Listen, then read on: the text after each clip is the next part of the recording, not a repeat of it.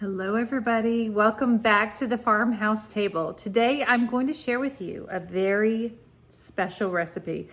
So this recipe was originally from, I don't know if you ever heard of How to Host a Murder Mystery Party.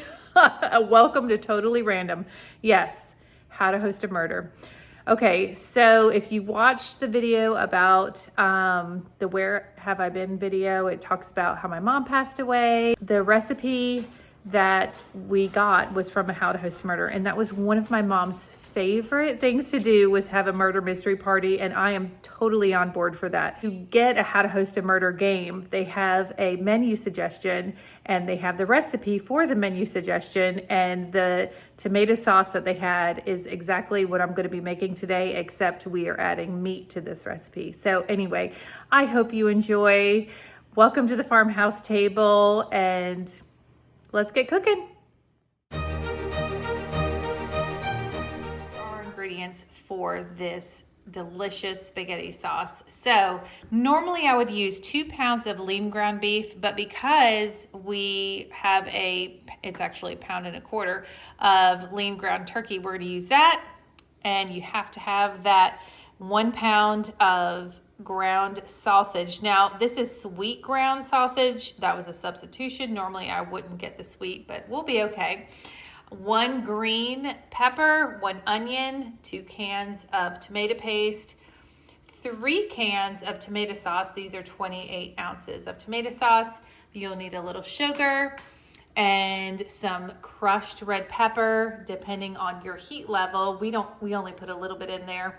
And then additionally some onion powder, garlic powder, oregano leaves, and then garlic paste. And there's this basil stirring paste from Aldi, or you can use pesto sauce. These are the ingredients.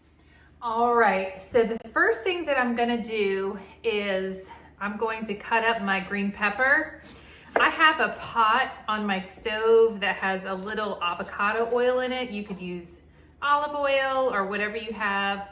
I usually like to cut up my pepper first before the onion. It seems to take a little bit longer to cook. I am not cooking this. Sometimes I make this homemade pasta sauce and it like stays on the stove all day, but it is actually, what time is it? 5:17 right now. So we usually eat dinner pretty early, so it's kind of late for this to be going on. So I want to cook the veggies pretty quick because I know that they're not going to be able to stay in the sauce and get softened for a while. So I want to saute the green pepper and the onions pretty well. So anyway, I was trying to remember after doing the intro video of which How to Host a Murder Party it was, and I cannot remember. Like, I just can't remember the title of it. I feel like it was like in the 70s, but it was my mom, and oh my gosh, it was just, she actually ended up being the murderer. And it was so funny because you don't really find out till the end. That was such a great night. It was friends and family. We just had such a great time. Good music, great food, great company. It was so wonderful. If you're ever like interested in having like a dinner party and you love mysteries, the How to Host a Murder games are so much fun. And, you know, of course, because they're like vintage now, because they don't have any new ones that have come out recently, you know, sometimes they do cost a little bit more, but there are all these different themes, all these different, oh my goodness, all these different murder parties that you can have. I know it sounds a little morbid, but that's how we enjoy ourselves. Everybody likes a good murder mystery. All right, so I'm gonna go ahead and put these peppers in the pot. It's heated up with my avocado oil. All right, so I have those green peppers sauteing nicely in the pot on my stove, and now I'm going to prepare this onion. I almost always use, really, unless it's a substitution from Walmart, it's always a sweet onion. those are my favorite kind. So I'm just gonna give it a little peel and a little chop. As far as pasta sauce that I had when my mom made it, my mom was a vegetarian. So I'd say most nights, you know, when we were kids, it was a vegetarian meal for us if it was, you know, pasta. But my mom, she worked a lot too, so she didn't have as much time to make, you know, home cooked meals and that kind of thing.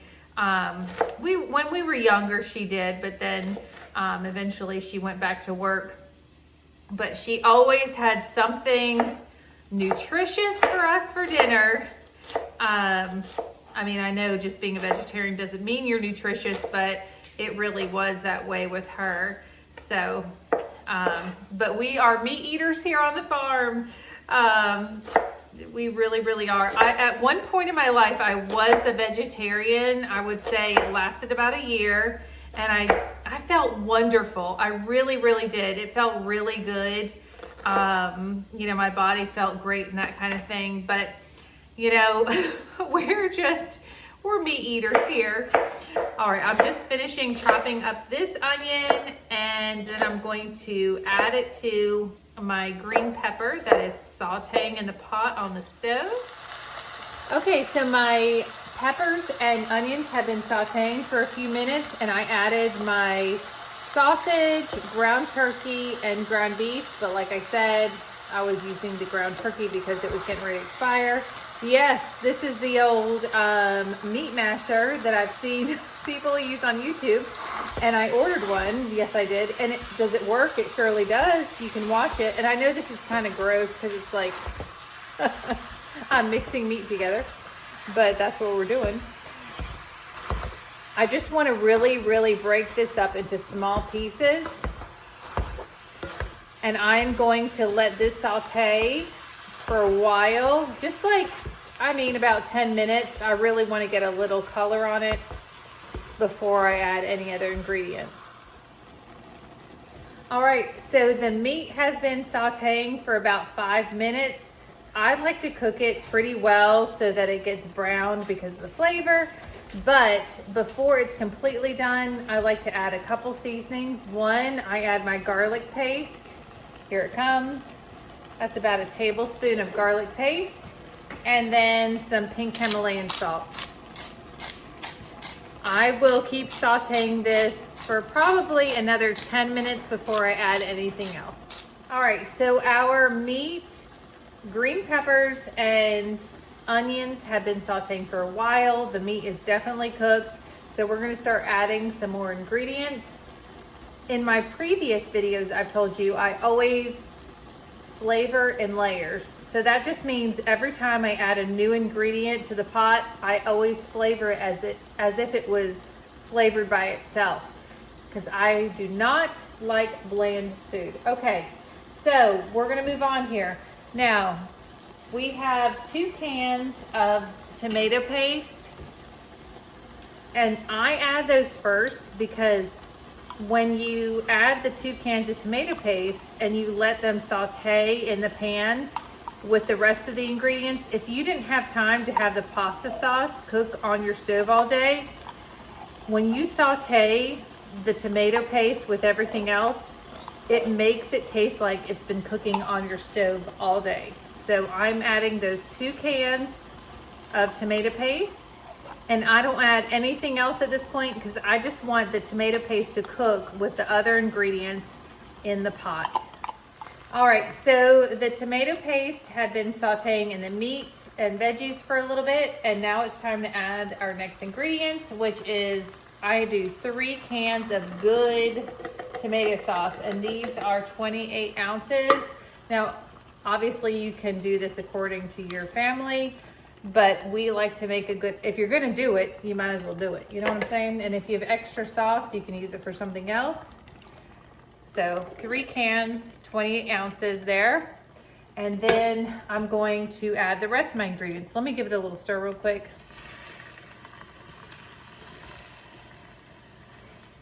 There we go. I just don't want the sauce to start popping. Turn the heat down just a little bit. So now I'm going to add, I showed you that basil paste. You can use dried basil. You can use pesto sauce. I just get this from Aldi when we do our stock up. I love this stuff. So I'm gonna use about a teaspoon of that. All right, that looks more like a tablespoon, but we love basil, fine. All right, then some onion powder. I'm gonna say a good 2 teaspoons for each ingredient. I am not a measurer. If you've watched my previous videos, not a big fan. So that's garlic powder. So I did onion powder, garlic powder, I'm gonna do about a half a tablespoon of that. I really like oregano. I'm not a huge Italian seasoning user. I like the oregano. All right, and then crushed red pepper. We don't wanna do it super spicy, so let me look at my palm here. I'm gonna guess like a half a teaspoon. About a half a teaspoon of that red pepper flakes. And then I'm gonna mix everything together. And the last thing that I'm gonna add is about a tablespoon of white sugar. Now, y'all, I have used stevia for ingredients in the past, but let's get our lives together and we're making Italian pasta. We're not using stevia, we're using real sugar. So I'm gonna grab a tablespoon. That's actually not even a tablespoon. That's not a measuring tablespoon. That's like a spoon you eat with your cereal in the morning. All right, so I'm adding this much sugar. It's gonna break up that acidity. We're gonna mix it together, and as you can see, maybe, it's not a super thin sauce. This is thicker, and I'm going to let this simmer for about a half an hour before we eat. I'm gonna just stick the lid on, but I'm not gonna put the lid completely on. I'm gonna let it tilt so it let some of the moisture out. All right, quick family moment. This is my sister April. I know, twinning. Hello. And we're gonna indulge this pasta tonight.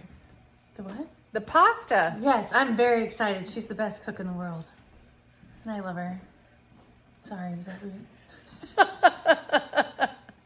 It's not weird. All right, so the pasta sauce was cooking for just about 20 minutes longer. We got our whole wheat pasta cooked, spaghetti noodles. What are you doing, Bubby? Okay. He's gonna be our taste tester. So give it a whirl there. Is it really hot? Oh. What do you think there, Bub? It's good. It's Thank good? you for making it.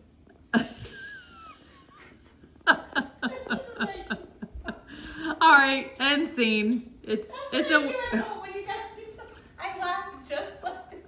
It's the same reaction, and I go, "Oh, geez." It's a winner. Thank you for watching our video. You're welcome. Oh my gosh, subscribe if you like absolute chaos and real videos and amazing recipes.